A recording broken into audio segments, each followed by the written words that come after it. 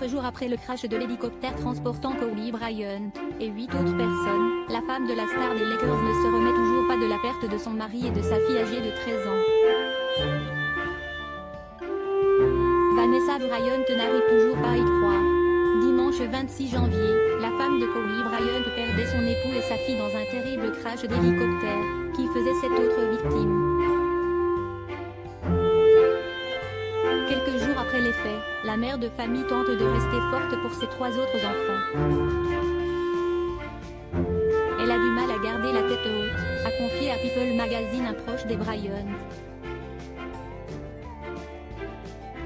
Elle ne peut pas terminer une phrase sans pleurer, mais elle fait tout ce qui est en son pouvoir pour tenir bon pour ses filles. Maintenant, si est elle qui doit être forte. Bien sûr, on n'est jamais préparé à ce genre de choses. Malgré leur haut et leur bas, ils étaient des âmes sœurs. Elle le considérait comme son partenaire pour la vie.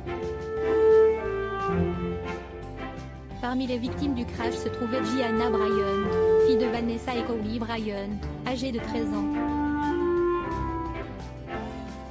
Si est une période extrêmement difficile et dévastatrice pour Vanessa et toute la famille, a encore confié à People Magazine un proche de la famille.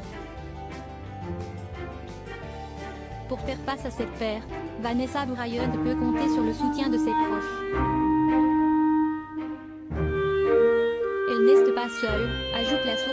Une règle d'or qui lui a sauvé la vie. Le jour du crash, le champion des Lakers ainsi que les autres passagers se rendaient à la Mamba Sport Academy à Thousand Oaks pour y disputer la Coupe Mamba, un tournoi de basketball.